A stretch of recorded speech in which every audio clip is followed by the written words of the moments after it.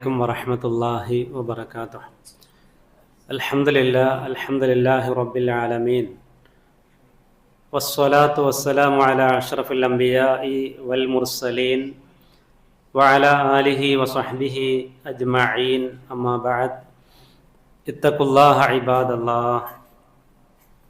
പ്രിയമുള്ള സഹോദരങ്ങളെ, സത്യവിശ്വാസികളെ, അല്ലാഹു സുബ്ഹാനഹു വ തആലയുടെ അനുഗ്രഹം നാം ഏവരിലും വർഷിക്കുമാറാവട്ടെ.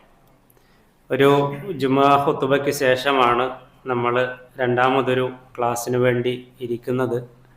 സ്വാഭാവികമായും ഖുതുബയിൽ ഓർമ്മപ്പെടുത്തിയ കാര്യങ്ങളൊക്കെ ചിലപ്പോൾ മറന്നു പോകാൻ സാധ്യതയുണ്ട്. എങ്കിലും നമ്മൾ ശ്രദ്ധിക്കുക.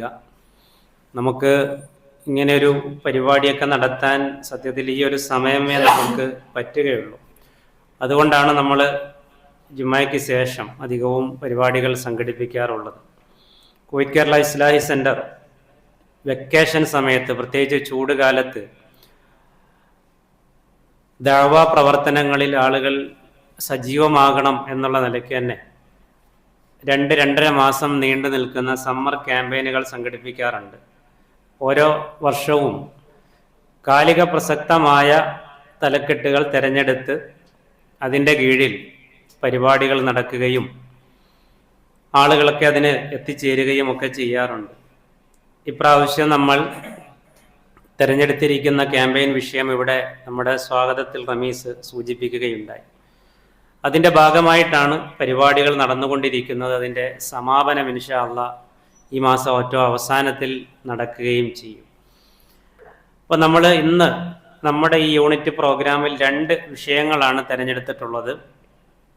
ഒന്ന്, മതം സ്വാതന്ത്ര്യ നിഷേധമോ എന്നുള്ളതാണ്. രണ്ടാമത്, എനിക്ക് ശേഷം ക്ലാസ് എടുക്കുന്ന നമ്മുടെ കുവൈറ്റിലെ പ്രബോധകൻ കൂടിയായ മുസ്തഫ സഖാഫി അൽ കാമിലി, അദ്ദേഹം ഇസ്ലാമിൻ്റെ ആദർശവും ആദർശ വ്യതിരിക്തതയുമായി ബന്ധപ്പെട്ട വിഷയത്തിൽ ഇൻഷാ അല്ലാഹ് അല്പനേരം നമ്മളുമായിട്ട് സംസാരിക്കും. നമുക്കറിയാം, ഇസ്ലാമിൻ്റെ വിമർശകരായിട്ടുള്ള ആളുകൾ ഉന്നയിക്കുന്ന പ്രധാനപ്പെട്ട ഒരു ആരോപണമാണ്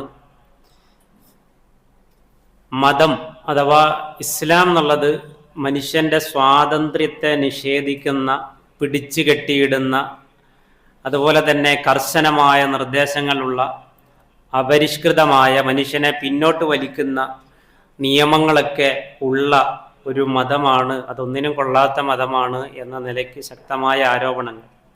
നമ്മുടെ നാട്ടിൽ ഭൗതികവാദികൾ അല്ലെങ്കിൽ ബുദ്ധിജീവികൾ, നിരീശ്വരവാദികൾ എന്നൊക്കെ പറയുന്ന ആളുകൾ, അവർ സത്യത്തിൽ എതിർക്കുമ്പോൾ ക്രൈസ്തവതയും എതിർക്കണം, ഹൈന്ദവതയും എതിർക്കണം, അവരുടെ നിലപാട് പ്രകാരം എല്ലാവരെയും എതിർക്കണം. പക്ഷേ നമ്മൾ മൊത്തത്തിൽ കണ്ടുവരുന്നത് മറ്റു മതസ്ഥരെല്ലാം ഒഴിവാക്കി ഇസ്ലാമിനെ എതിർക്കുക എന്നുള്ള ഒരൊറ്റ ലക്ഷ്യമാണ് അവർക്കുള്ളത്. നമ്മുടെ കേരളത്തിലായാലും പുറത്തായാലും ഒക്കെ നമ്മളതാണ് കാണുന്നത്. അതിനൊരു കാരണവുമുണ്ട്. ലോകത്തുനിന്ന് ഏറ്റവും കൂടുതൽ വളർന്നുകൊണ്ടിരിക്കുന്ന, സ്വീകരിച്ചുകൊണ്ടിരിക്കുന്ന ഒരു മതം എന്ന് പറയുന്ന ഇസ്ലാമാണ്. പ്രത്യേകിച്ച് ഈ യൂറോപ്യൻ രാജ്യങ്ങൾ, അമേരിക്ക പോലെയുള്ള പാശ്ചാത്യൻ രാജ്യങ്ങളിലൊക്കെ ജീവിതത്തിൻ്റെ ഒരു ബെല്ലും ബ്രേക്കുമില്ലാതെ ജീവിച്ച് ജീവിതത്തിൽ എന്തെല്ലാം ആസ്വദിക്കാനുണ്ടോ ആസ്വാദനമൊക്കെ കഴിഞ്ഞ് മടുത്ത് നിൽക്കുന്ന ആളുകളെ സംബന്ധിച്ചിടത്തോളം പിന്നെ അവർ തേടുന്നത് ആത്മീയമായ ഒരു സുഖവും ആനന്ദവുമാണ്. അപ്പോൾ അതിൻ്റെ കൃത്യമായ അത് അനുഭവിക്കാനും ഉൾക്കൊള്ളാനും പറ്റിയ ഒരു മതം ഇസ്ലാമാണ് എന്ന് മനസ്സിലാക്കി, പ്രത്യേകിച്ച് യൂറോപ്യൻ രാജ്യങ്ങളിലേക്ക് ഒരുപാട് സ്ത്രീകളാണ് ഇസ്ലാമിലേക്ക് കടന്നു വന്നുകൊണ്ടിരിക്കുന്നത്. അപ്പോൾ ഈ ഒരു ആരോപണം സത്യത്തിൽ അടിസ്ഥാനരഹിതമാണ് എങ്കിൽ പോലും നമുക്ക് പറയാനുള്ളത് എന്താണ് എന്ന് നമ്മളും അറിയണം, അതിൻ്റെ വിമർശകരും അറിയണം. 2 കൂട്ടരാണ് ഇസ്ലാമിനെതിരെ ആരോപണം ഉന്നയിക്കാറുള്ളത്. ഒന്ന്, നമുക്കറിയുന്നത് പോലെ ഇസ്ലാമിൻ്റെ ശത്രുക്കളാണ്. ഇസ്ലാമിൻ്റെ ശത്രുക്കളാണ് ഇസ്ലാം സ്വാതന്ത്ര്യത്തെ നിഷേധിക്കുന്ന അപരിഷ്കൃതമായ മതമാണ് എന്ന് ആരോപിക്കുന്നതിൽ ഒന്ന്. രണ്ടാമത്തത്, നാം ജീവിക്കുന്ന, നാം ജനിച്ചു വളർന്ന ഈ മതം, ആ മതത്തെപ്പറ്റി യാതൊരു ബോധമോ വിവരമോ ഗ്രാഹ്യതയോ ഇല്ലാത്ത മുസ്ലിങ്ങളായ ആളുകൾ, അതായത് മുസ്ലിം നാമധാരികൾ എന്ന് വേണമെങ്കിൽ നമുക്ക് പറയാം, അങ്ങനെയുള്ള ആളുകൾ ചിലപ്പോൾ ഇസ്ലാമിൻ്റെ ശത്രുക്കളെക്കാൾ ഇസ്ലാമിനെ പറ്റി യാതൊരു അറിവും വിവരവും ഇല്ലാത്ത ഈ മുസ്ലിങ്ങളിൽ നിന്നാണ് ഇസ്ലാമിന് നേരെ കൂടുതൽ ആരോപണങ്ങൾ വരാറുള്ളത്. നമ്മൾ മീഡിയകളിലൊക്കെ കാണുന്നതാണ്. ഞാനും ഒരു മുസ്ലിമാണ് എന്ന് പറഞ്ഞിട്ട് ഇല്ലാത്ത വിവരക്കേട് മുഴുവൻ ചാനലുകൾക്ക് മുമ്പിലും സോഷ്യൽ മീഡിയയുടെ മുമ്പിലുമൊക്കെ വിളമ്പുന്ന ഒരുപാട് ആളുകളെ നമുക്ക് കാണാൻ സാധിക്കും. അപ്പോൾ യുക്തിക്കനുസരിച്ച് മതത്തെ കൊണ്ടുപോകാനാണ് അവരുടെയൊക്കെ ശ്രമം. ഈ അടുത്ത് ഇസ്ലാമിക പ്രബോധന പ്രവർത്തന മേഖലകളിലൊക്കെ സജീവമായി നിലകൊള്ളുന്ന ഒരു സഹോദരൻ സോഷ്യൽ മീഡിയയിൽ ഒരു പോസ്റ്റ് ഇട്ടു. ശരീഅത്ത് എന്ന് പറയുന്നത് അതങ്ങനെ ഉണ്ട്, അതിപ്പോൾ എല്ലാം നമ്മൾ എടുക്കുന്നില്ലല്ലോ, അതുകൊണ്ട് സ്വത്തവകാശത്തിൻ്റെ കാര്യത്തിൽ ആണിന് കൊടുക്കുന്നത് പോലെ തന്നെ പെണ്ണിനും കൊടുക്കണം എന്നുള്ളതാണ് എൻ്റെ അഭിപ്രായം എന്ന് പറഞ്ഞിട്ട് പബ്ലിക്കായിട്ട് ഇട്ടിരിക്കുകയാണ്. അത് ആരെങ്കിലുമല്ല, ഇസ്ലാമിക പ്രബോധന പ്രവർത്തന മേഖലകളിലൊക്കെ സജീവമായി നിലകൊള്ളുന്ന, കാരണം അവരുടെ പോക്ക് യുക്തിക്കനുസരിച്ചിട്ടാണ്. അങ്ങനെ വരുമ്പോൾ ഇതൊക്കെ പറയേണ്ടി വരും. ആണിന് കൊടുക്കുന്ന പോലെ പെണ്ണിനും കൊടുക്കണം, ആണിരിക്കുന്നിടത്ത് പെണ്ണും ഇരിക്കട്ടെ, അങ്ങനെ ആ ഒരു ഇത്. സത്യത്തിൽ വിശുദ്ധ ഖുർആൻ വെച്ചിട്ടുള്ള, അള്ളാഹു വെച്ചിട്ടുള്ള ഒരു നിയമത്തിന്റെ ശരിക്കുള്ള ലംഘനമാണ് അദ്ദേഹം പറഞ്ഞത്. എന്തുകൊണ്ടാണ് പെണ്ണിന് പെണ്ണിൻ്റെതായ ഓഹരി നിശ്ചയിച്ചത്?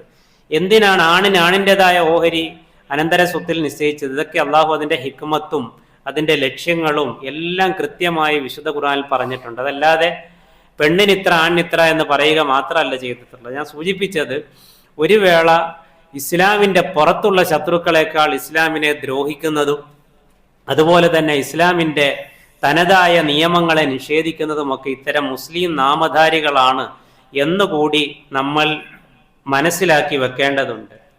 ഇസ്ലാമിനെ സംബന്ധിച്ചിടത്തോളം അവർ എല്ലാ കാര്യങ്ങളിലും ഇസ്ലാം വിലക്കുകൾ വെക്കുന്നു, ബ്ലോക്കുകൾ വെക്കുന്നു, വേലിക്കെട്ടുകൾ വെക്കുന്നു എന്നുള്ള ആരോപണമാണ് ഇതിൻ്റെ ശത്രുക്കൾ ഉന്നയിക്കാറുള്ളത്. എന്നാൽ സത്യത്തിൽ ഇസ്ലാം ആചരിച്ച് ഇസ്ലാമിനെ ഉൾക്കൊണ്ട് ജീവിക്കുന്ന ആളുകളെ സംബന്ധിച്ചിടത്തോളം അവർക്കൊരു പ്രശ്നമില്ല. ആശങ്ക മുഴുവൻ ഇത് കണ്ടു നിൽക്കുന്ന ആളുകൾക്കാണ്.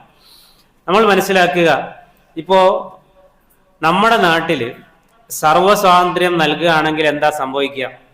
ഇപ്പം നമ്മുടെ മതം സ്വാതന്ത്ര്യത്തെ നിഷേധിക്കുകയാണ് എന്നാണ് ആരോപിക്കുന്നത്. അപ്പം ഈ പറയുന്ന ആളുകൾ തന്നെ ഒന്ന് ചിന്തിക്കണം. അതായത് സർവ്വസ്വാതന്ത്ര്യം മനുഷ്യന് നൽകുകയാണെങ്കിൽ എന്താ ഇവിടെ സംഭവിക്കുക? സുരക്ഷിതത്വമാണോ അരക്ഷിതത്വമാണോ? എല്ലാ കാര്യത്തിലും ഓരോരുത്തരും തോന്നുന്ന പോലെ ജീവിക്കട്ടെ എന്നൊന്നും വേണ്ട. നമ്മുടെ നാട്ടിൽ എല്ലാത്തിനും 1 മണിക്കൂർ എല്ലാവർക്കും എന്ത് ചെയ്യാനും സ്വാതന്ത്ര്യം തന്നിരിക്കുന്നു എന്നൊരു നിയമം അല്ലെങ്കിൽ ഒരു നിർദ്ദേശം നമ്മുടെ ഗവൺമെന്റ് പുറപ്പെടുവിച്ചാൽ 1 മണിക്കൂർ കൊണ്ട് നമ്മുടെ നാട് കുട്ടിച്ചോറായിപ്പോകും. ശരിയല്ലേ? അപ്പം ശരിക്കു വേണ്ടത് വിധികളും വിലക്കുകളും ആവശ്യമാണ്. അത് എന്തിനാണ്? സൗകര്യങ്ങൾക്ക് വേണ്ടിയാണ്, അത് സുരക്ഷയ്ക്ക് വേണ്ടിയാണ്. അതല്ലാതെ അരക്ഷിതത്വം ഉണ്ടാക്കാനോ സ്വാതന്ത്ര്യം നിഷേധിക്കാനോ അല്ല എന്ന് നമ്മൾ തിരിച്ചറിയേണ്ടതുണ്ട്. ഇപ്പൊ നമ്മൾ ഇസ്ലാമിന്റെ ആരാധനാ കാര്യങ്ങളിലേക്ക് നമ്മളൊന്ന് വന്നു നോക്കുക. ഇപ്പൊ നമ്മളുമായി ബന്ധപ്പെട്ട കാര്യങ്ങൾ നമുക്ക് കുറച്ച് കാര്യങ്ങൾ പറയാം. ഇപ്പൊ ഇസ്ലാം ഭയങ്കരമായ നിയമങ്ങൾ വെച്ച് ആളുകളെ ബുദ്ധിമുട്ടിക്കുകയാണോ ചെയ്യുന്നത്? ഒരു കാര്യത്തെ, ഒരു നന്മയെ ഉൾക്കൊള്ളുന്നവരെ സംബന്ധിച്ചിടത്തോളം അവർ അതിൽ ആനന്ദം കണ്ടെത്തുമ്പോൾ അതിനെ ഉൾക്കൊള്ളാൻ പാടുപെടുന്നവർക്ക് അതൊരു ഭാരമായിരിക്കും. ഉദാഹരണം ഞാൻ പറയാം. ഇപ്പൊ നമ്മളൊക്കെ നിസ്കരിക്കുന്നവരാണ്. ഇപ്പൊ നബി സല്ലല്ലാഹു അലൈഹി വസല്ലം പറഞ്ഞ എന്താണ്? ഖുറത്തു ഐനി ഫിസ്വല, എൻ്റെ ജീവിതത്തിൽ ഞാൻ ഏറ്റവും കൂടുതൽ മനസ്സുകൊണ്ട് സന്തോഷിക്കുന്നതും ആനന്ദിക്കുന്നതും എനിക്ക് ഏറ്റവും കൂടുതൽ മനസ്സിന് കുളിർമ കിട്ടുന്നതും ആയ സമയം എന്ന് പറഞ്ഞാൽ ഞാൻ നിസ്കരിക്കുന്ന സമയത്ത് കൈകെട്ടിയാലാണ്. അത്രയും സ്വസ്ഥതയും സമാധാനവും സന്തോഷവുമാണ് എനിക്ക് നിസ്കരിക്കാൻ നിൽക്കുമ്പോൾ കിട്ടുന്നത് എന്ന് ആര് പറഞ്ഞു? മുഹമ്മദ് മുസ്തഫ സ്വല്ലല്ലാഹു അലൈഹി വസല്ലം പറഞ്ഞു. എന്നാൽ വിശുദ്ധ ഖുർആൻ അതേ നമസ്കാരം നിർവഹിക്കുന്ന വേറെ ചില ആളുകളെ സംബന്ധിച്ചും പറയുന്നുണ്ട്. അതാരാണ്? മനസ്സിൽ നിഫാക്ക് കയറിയിട്ടുള്ള ആളുകളാണ്. അവരും പ്രത്യക്ഷത്തിൽ മുസ്ലിങ്ങളാണ്. വിശുദ്ധ ഖുർആനിലെ 2-ാം അധ്യായം സൂറത്തുൽ ബഖറയിലെ 45-ാമത്തെ ആയത്തിൽ അള്ളാഹു പറയാൻ, വസ്തഈനൂ ബിസ്സബ്രി വസ്സലാഹ് വഇന്നഹാ ലകബീറത്തുൻ ഇല്ലാ അലൽ ഖാശിഈൻ വസ്തഈനൂ ബിസ്സബ്രി വസ്സലാ. നിങ്ങൾ ക്ഷമ കൊണ്ടും നമസ്കാരം കൊണ്ടും അല്ലാഹുവിനോട് സഹായം തേടുക. വഇന്നഹാ ലകബീറത്തുൻ ഇല്ലാ അലൽ ഖാശിഈൻ. ഭയഭക്തിയുള്ള ആളുകൾക്ക്, അല്ലാത്ത ആളുകൾ, ഭയഭക്തി ഇല്ലാത്തവരെ സംബന്ധിച്ചിടത്തോളം ഈ നിസ്കാരം എന്ന് പറയുന്നത് ഭയങ്കര ഭാരമാണ്. ഓരോന്നും എന്തോ ഒരു മല ഇറക്കി വെക്കുന്നത് പോലെയാണ് അവരത് നിർവഹിക്കുക എന്ന് അല്ലാഹു സുബ്ഹാനഹു വ തആല പറയണം. അപ്പൊ അങ്ങനെ നിസ്കരിക്കുന്ന ആളുകൾ പ്രവാചകന്റെ പിന്നിൽ കൈകെട്ടാനൊന്നുണ്ടായിരുന്നു എന്നാണ് ഖുർആൻ പറഞ്ഞിരുന്നത്. അപ്പൊ നമ്മൾ അള്ളാഹുവിനോട് ക്ഷമിച്ചുകൊണ്ട് അള്ളാഹുവിനോട് സഹായം തേടണം, നമസ്കരിച്ചുകൊണ്ട് അള്ളാഹുവിനോട് സഹായം തേടണം. എന്നിട്ട് പറയാണ്, ഈ നിസ്കാരം മനസ്സിൽ ഖുശൂ ഇല്ലാത്ത ആളുകൾക്ക് വലിയ ഭാരമുള്ള കാര്യമാണെന്ന് പറഞ്ഞു. ഇതുപോലെ സൂറത്ത് തൗബയിലെ 54-ാമത്തെ ആയത്തിൽ അള്ളാഹു മനസ്സിൽ നിഫാക്ക് കയറിക്കൂടിയിട്ടുള്ള ആളുകളെ പറ്റി പറഞ്ഞു, അവരുടെ നമസ്കാരത്തെ പറ്റിയും പറഞ്ഞു, അവരുടെ ധർമ്മത്തെ പറ്റിയും പറഞ്ഞു. നോക്കൂ എന്താ പറഞ്ഞത്, വലാ യഅ്തൂന സ്വലാത്ത ഇല്ലാ വഹും കുസാലാ വലാ യുൻഫിഖൂന ഇല്ലാ വഹും കാരിഹൂൻ. വലാ യഅ്തൂന സ്വലാത്ത ഇല്ലാ വഹും കുസാല. നിസ്കരിക്കാൻ വന്നാൽ മടിയോടുകൂടി അവർ നിസ്കരിക്കാൻ വരുള്ളൂ. വലാ യുൻഫിഖൂന ഇല്ലാ വഹും കാരിഹൂൻ. അവർ ചെലവഴിക്കുകയാണെങ്കിൽ അവരുടെ മനസ്സിൽ ഒരു വെറുപ്പാണ്. ഇപ്പൊ നമ്മളെ നാട്ടിൽ തന്നെ നമ്മൾ തന്നെ പറയാറില്ലേ, പിരിവോട് പിരിവ്, ഒന്ന് കഴിഞ്ഞ് വേറൊന്ന്. അപ്പൊ നമ്മള് ആളുകൾ വരുമ്പോ ചിരിച്ച്, അവർ പോയി കഴിഞ്ഞാൽ പിന്നെ അവരെ പറ്റി വല്ലാത്ത വർത്താനം പറയും. എന്താ ചെയ്യുക, ഒരു നിവർത്തിയില്ല, ഒരു രക്ഷയില്ല, പിരിവോട്. ഇങ്ങനെ സത്യത്തിൽ കൊടുത്തിട്ട് ഇങ്ങനെ പറഞ്ഞിട്ട് ഒരു കാര്യമില്ല. അപ്പൊ അള്ളാഹു പറയാണ്, ഇങ്ങനെയുള്ള കമന്റുകൾ പറയുന്ന ആളുകൾ എന്തെങ്കിലും ഒന്ന് കൊടുത്തിട്ട്, അത് കുറച്ചാവട്ടെ കൂടുതലാവട്ടെ കൊടുത്തിട്ട് മനസ്സിൽ ഒരു തരം അസ്വസ്ഥത, ഒരു തരം അലോസരം, ആ കൊടുത്തതിനോട് ഒരു തരം ഒരു അനിഷ്ടം, ഇതൊക്കെ വരുന്നുണ്ടെങ്കിൽ അവൻ മുനാഫിക്കാണ്, അവൻ ഒരിക്കലും മുസ്ലിം അല്ല എന്ന് കണ്ടോ. അപ്പോ അള്ളാഹു സുബ്ഹാനഹു വ തആല 2 തരത്തിലുള്ള നിസ്കാരക്കാരെ പറ്റി പറഞ്ഞു. നിസ്കാരത്തിലൂടെ ആനന്ദം കണ്ടെത്തുന്നവർ, മറിച്ച് നിസ്കരിക്കുമ്പോൾ അതിനെ ഭാരമായി കാണുന്ന ആളുകൾ. അപ്പൊ അവർക്കതൊരു ബുദ്ധിമുട്ട് തന്നെയാണ്.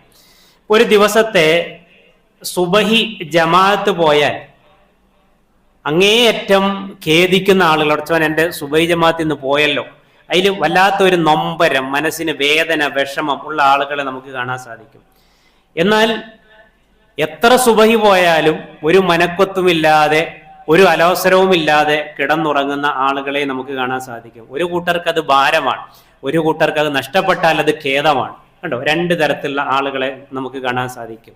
അപ്പോ നിസ്കരിക്കാൻ മടിയുള്ളവന് പറയും, എന്തൊരു കഷ്ടമാണിത്, മര്യാദയ്ക്കൊന്ന് ഉറങ്ങാൻ പോലും സമ്മതിക്കാത്ത മതമാണ് എന്ന് പറയുന്ന ആളുകൾ ഉണ്ടാകും. പക്ഷേ നമസ്കാരത്തെ ഉൾക്കൊണ്ടവനെ സംബന്ധിച്ചിടത്തോളം അവൻ എഴുന്നേറ്റ് പോകുന്നതിന് ഒരു മടിയുമില്ല, അവൻ അതിൽ ആനന്ദം കണ്ടെത്തുകയാണ് ചെയ്യുന്നത്. ഇപ്പൊ ദാനധർമ്മങ്ങളുടെ വിഷയത്തിലും അങ്ങനെ തന്നെയാണ്. ഈമാനോടുകൂടെയും ഇഖ്ലാസോടുകൂടെയും കൊടുക്കുന്ന ആളുകളാണെങ്കിൽ അവർ ആ കൊടുക്കുന്നതിൽ ഒരുതരം ആനന്ദം, ഒരുതരം നിർവൃതി അവർ കണ്ടെത്തുന്നുണ്ട്. അല്ലാത്ത ആളുകളാണെങ്കിലോ വലാ യുൻഫിഖൂന ഇല്ലാ വഹും കാരിഹൂൻ, ഒരുതരം അനിഷ്ടത്തോടു കൂടിയേ അവർ അള്ളാഹുവിന്റെ മാർഗത്തിൽ കൊടുക്കുള്ളൂ എന്ന് ഖുർആൻ പറഞ്ഞു. അതോടൊപ്പം നമ്മൾ മനസ്സിലാക്കേണ്ടത്, ഒരു മനുഷ്യന്റെയും സ്വാതന്ത്ര്യത്തെ ഇസ്ലാം നിഷേധിക്കുകയോ ഏതെങ്കിലും വേലിക്കെട്ടുകൾക്കുള്ളിൽ പിടിച്ചിടുകയോ ചെയ്യുന്ന ഒരു മതമല്ല റബ്ബിന്റെ മതം അഥവാ പ്രകൃതി മതമായ ഇസ്ലാം എന്ന് പറയുന്നത്. പക്ഷേ നമ്മുടെ ജീവിതത്തിൽ നമ്മൾ പാലിക്കേണ്ട ധാർമ്മികമായ പ്രായോഗികമായ മാർഗനിർദ്ദേശങ്ങൾ ഇസ്ലാം അത് ഉൾക്കൊണ്ട് ജീവിക്കുന്ന ആളുകൾക്ക് നൽകിയിട്ടുണ്ട്. അതിനെ ഉൾക്കൊള്ളുന്നിടത്താണ് പ്രശ്നം എന്ന് പറയുന്നത്. നമ്മൾ നേരത്തെ പറഞ്ഞതുപോലെ മുസ്ലിം നാമധാരികളെ സംബന്ധിച്ചിടത്തോളം അത് പ്രയാസമായിരിക്കും. ഇസ്ലാമിനെ കൃത്യമായി ഉൾക്കൊണ്ടവരെ സംബന്ധിച്ചിടത്തോളം അതൊരിക്കലും പ്രശ്നമാവുകയുമില്ല. ഇബ്രാഹിം നബി അലൈഹി സ്വലാമിനോട് അള്ളാഹു സുബ്ഹാനഹു വ തആല പറഞ്ഞു, ഇബ്രാഹിമെ അസ്ലിം. അസ്ലിം എന്ന് പറഞ്ഞാൽ എന്താ, നീ മുസ്ലിം ആകണം എന്നല്ല. അള്ളാഹു പറയാൻ, ഇത് ഖാല ലഹു റബ്ബുഹു അസ്ലിം ഖാല അസ്ലംതു ലിറബ്ബിൽ ആലമീൻ. ഇബ്രാഹിം നബി അലൈഹി സ്വലാമിനോട് അള്ളാഹു പറഞ്ഞു, ഇബ്രാഹിം നീ മുസ്ലിം ആവുക. അപ്പൊ ഇബ്രാഹിം നബി അലൈഹി സ്വലാം എന്ത് പറഞ്ഞു? അസ്ലംതു ലിറബ്ബിൽ ആലമീൻ. അള്ളാഹുവേ മുസ്ലിം ആവുന്നില്ല, അള്ളാഹു പറയാണ്, നീ പൂർണ്ണമായും എനിക്ക് വഴിപ്പെടുക, പൂർണ്ണമായും നീ എനിക്ക് കീഴ്പ്പെടുക. അപ്പോ ഇബ്രാഹിം നബി അലൈഹി സ്വലാം പറഞ്ഞു, അള്ളാഹുവെ നിനക്ക് പൂർണ്ണമായും ഞാനിതാ വഴിപ്പെട്ടിരിക്കുന്നു എന്ന്, പൂർണ്ണമായും ഞാനിതാ വഴിപ്പെട്ടിരിക്കുന്നു എന്ന്. അപ്പൊ എന്താ, പൂർണ്ണമായും അള്ളാഹു ഇറക്കിയ ദീനിനെ, അള്ളാഹു നൽകിയ നിയമനിർദ്ദേശങ്ങളെ അനുസരിച്ച് ജീവിക്കാൻ ഇബ്രാഹിം നബി അലൈഹി സ്വലാം തയ്യാറാവുകയാണ്. അതാണ് അസ്സലംതു ലിറബ്ബിൽ ആലമീൻ എന്ന് പറഞ്ഞാൽ. പരിശുദ്ധ ഖുർആനിലൊരായത്തുണ്ട്, നമ്മളെന്നും രാത്രി കിടക്കാൻ നേരത്തെ ഓതുന്ന സൂറത്തുൽ ബഖറയിൽ ഏറ്റവും അവസാനത്തെ 2 ആയത്തുകൾ. അതിൽ അള്ളാഹു തുടങ്ങുന്നത് എന്താ, ലാ യുകല്ലിഫുല്ലാഹു നഫ്സൻ ഇല്ലാ വുസ്അഹാ, ലാ യുകല്ലിഫുല്ലാഹു നഫ്സൻ ഇല്ലാ വുസ്അഹാ. അതായത് ഇസ്ലാം വേലിക്കെട്ടാണ്, അതുപോലെ തന്നെ നിഷേധമാണ് എന്ന് പറയുന്നവരെ അള്ളാഹ് നൽകുന്ന മറുപടി എന്താ, ഒരാളോടും അവന്റെ കഴിവിൽ പെടാത്ത അല്ലെങ്കിൽ പറ്റാത്ത ഒരു കാര്യം അള്ളാഹു ഒരിക്കലും എന്ത് ചെയ്യുന്നില്ല, നിർബന്ധിക്കുന്നില്ല. ഒരു കാര്യവും അള്ളാഹു നിർബന്ധിക്കുന്നില്ല. അത് വിശ്വാസ കാര്യങ്ങളിലായാലും ആരാധനകളിലായാലും ഇടപെടലുകളിലായാലും സ്ത്രീ വിഷയങ്ങളിലായാലും എവിടെയും ഇസ്ലാം ഒരിക്കലും പറ്റാത്ത കാര്യം ചെയ്യണമെന്ന് പറയുന്നില്ല. ഇപ്പൊ പ്രവാചക നിയോഗങ്ങളുടെയൊക്കെ പ്രധാന ലക്ഷ്യം എന്ന് പറയുന്നത് അന്ധവിശ്വാസങ്ങളുടെ വേലിക്കെട്ടുകളിൽ നിന്ന്, ചങ്ങലക്കെട്ടുകളിൽ നിന്ന് മനുഷ്യന്മാരെ രക്ഷപ്പെടുത്തുക എന്നുള്ളതായിരുന്നു. അതായത് മനുഷ്യന്മാരെ ബഹുദൈവാരാധനയുടെ ആ ഒരു വേലിക്കെട്ടിൽ നിന്ന് രക്ഷപ്പെടുത്തിയിട്ട് അള്ളാഹിനെ പറ്റി പറഞ്ഞു കൊടുക്കുക, അള്ളാഹുവിലേക്ക് ആളുകളെ അടുപ്പിക്കുക, അള്ളാഹുവിനുള്ള ആരാധന അത് ഏകനാക്കി മാറ്റുക തുടങ്ങിയ കാര്യങ്ങൾ, ആളുകളെ രക്ഷപ്പെടുത്തുക എന്നുള്ളതായിരുന്നു എല്ലാ നബിമാരും വന്നിട്ട് ചെയ്തത്. അത് ആരാധനാ വിഷയങ്ങളിൽ നോക്കൂ, നമ്മൾ ഇപ്പൊ വിശ്വാസത്തിന്റെ കാര്യത്തിൽ ആരാധനാ വിഷയങ്ങൾ നമ്മൾ നോക്കൂ. ഇപ്പൊ നമസ്കാരത്തിന്റെ കാര്യം ഞാൻ നേരത്തെ പറഞ്ഞു, നിന്ന് നമസ്കരിക്കാൻ പറ്റാത്ത ഒരുത്തനോട് നിന്നെ നമസ്കരിക്കാവൂ എന്നല്ല അള്ളാഹു പറഞ്ഞത്, മറിച്ച് അവനോട് എന്താ പറഞ്ഞത്, ഇരുന്ന് നിസ്കരിക്ക്. ഇരിക്കാൻ പറ്റാത്തവനോട് കിടന്ന് നിസ്കരിക്ക്. അതിന് ഒന്നും പറ്റാത്തവനോട്, കേവലം ബോധം മാത്രമുള്ളവനോട് എന്താ പറഞ്ഞത്, ആംഗ്യം കാണിച്ചിട്ടെങ്കിൽ ആ കർമ്മം നിർവഹിക്കാനാ പറഞ്ഞത്, പറ്റാത്ത ഒരു കാര്യമല്ല അള്ളാഹു പറഞ്ഞത്. അതേപോലെ തന്നെ നമുക്കറിയാം അംഗശുദ്ധീകരണം, വെള്ളത്തിന്റെ കാര്യത്തിൽ വെള്ളമില്ലാത്തവനോട് വെള്ളം അന്വേഷിച്ച് നീ വുളു എടുത്തേ നിസ്കരിക്കാവൂ എന്നല്ല പറഞ്ഞത്, മറിച്ച് തയമ്മും ചെയ്യാൻ പറഞ്ഞു. അതിനുള്ള മാർഗനിർദ്ദേശങ്ങൾ, ഇളവുകൾ നൽകുകയാണ്. നോമ്പിന്റെ കാര്യത്തിൽ അത് നിർബന്ധമാണ് എന്ന് പറഞ്ഞതോടൊപ്പം തന്നെ രോഗിയാണെങ്കിൽ നിനക്ക് ഇളവുണ്ട്, യാത്രക്കാരനാണെങ്കിൽ നിനക്ക് ഇളവുണ്ട്, അവിടെ ഇളവ് കൊടുക്കുകയാണ്. നോക്കൂ, അപ്പം സൗകര്യമാണ് അള്ളാഹു സുബ്ഹാനഹു വ തആല ഒരുക്കി കൊടുക്കുന്നർത്ഥം. ഇനി സാമ്പത്തികമായ രംഗങ്ങളിലാണെങ്കിൽ ചൂഷണത്തിന്റെ മാർഗങ്ങൾ എന്തെല്ലാം ഉണ്ടോ അതെല്ലാം അതിൽ നിന്നെല്ലാം മോചിപ്പിക്കാനാണ് ഇസ്ലാം ശ്രമിച്ചിട്ടുള്ളത്. അതുപോലെ തന്നെ ഇനി ഭക്ഷണത്തിന്റെ കാര്യം എടുത്തു നോക്കിയാൽ നമുക്കറിയാം, മനുഷ്യർക്ക് ശാരീരികമായി ബുദ്ധിമുട്ടുകൾ ഉണ്ടാക്കുന്ന, പ്രയാസങ്ങൾ ഉണ്ടാക്കുന്ന എന്തെല്ലാം കാര്യമുണ്ടോ അത് മാത്രമേ ഇസ്ലാം അരുത് എന്ന് പറഞ്ഞിട്ടുള്ളൂ. ഇപ്പൊ വിശുദ്ധ ഖുർആനിൽ ഒരേ ഒരു കാര്യമാണ് കുടിക്കരുത് എന്ന് പറഞ്ഞാൽ എന്താ, മദ്യാണ്. അത് നമുക്കറിയാം അതിന്റെ ദൂഷ്യം. അതുപോലെ തന്നെ ഭക്ഷണത്തിൽ എടുത്തു പറഞ്ഞത് ഒരേ ഒരു ജീവിയുടെ മാംസമാണ് എടുത്തു പറഞ്ഞത്, വിശുദ്ധ ഖുർആനിൽ എടുത്തു പറഞ്ഞത്. അതോടൊപ്പം തന്നെ ഹദീസുകളിൽ വേറെയും വന്നിട്ടുണ്ട്. അതെല്ലാം മനുഷ്യ ശരീരത്തിന് ബുദ്ധിമുട്ടുകൾ ഉണ്ടാക്കുന്നതാണ്. ഖുർആൻ എടുത്ത് പറഞ്ഞത് ലഹമുൽ ഖിൻസീറാണ്, പന്നി മാംസമാണ്. അപ്പോൾ ഇസ്ലാം മനുഷ്യൻ ഒരിക്കലും ബുദ്ധിമുട്ടുണ്ടാക്കുന്ന ഒരു കാര്യം വെക്കുന്നില്ല എന്ന് മാത്രമല്ല, അവന് മതത്തിൽ ഒരുപാട് മാർഗങ്ങൾ തുറന്നിട്ട് കൊടുക്കുകയാണ്, ഇളവുകൾ തുറന്നിട്ട് കൊടുക്കുകയാണ് ചെയ്യുന്നത്, അല്ലാതെ പൂട്ടിയിടുകയല്ല ചെയ്യുന്നത്. ഇനി ഞാൻ നിർത്തുമ്പോൾ അവസാനം പറഞ്ഞു നിർത്തുന്നത് സ്ത്രീ വിഷയമാണ്. ഏറ്റവും കൂടുതൽ ഇസ്ലാമിന്റെ ശത്രുക്കൾ ഉന്നയിക്കാറുള്ള ഒരാരോപണമാണ് സ്ത്രീ. അതായത് ഒരു പെണ്ണിന് പുറത്തു പോകാൻ സമ്മതിക്കുന്നില്ല, ഒരു പെണ്ണിനെ ജോലിക്ക് പോയി ജോലി ചെയ്ത് ജീവിക്കാൻ ഇസ്ലാം സമ്മതിക്കുന്നില്ല. അതുപോലെ തന്നെ അവളെ ഈ പർദ്ദക്കുള്ളിൽ ശരിക്ക് തളച്ചിടുകയാണ് ചെയ്യുന്നത്, അവൾക്ക് ഇഷ്ടമുള്ള വസ്ത്രം അണിഞ്ഞ് നടക്കാൻ അവളെ സമ്മതിക്കുന്നില്ല.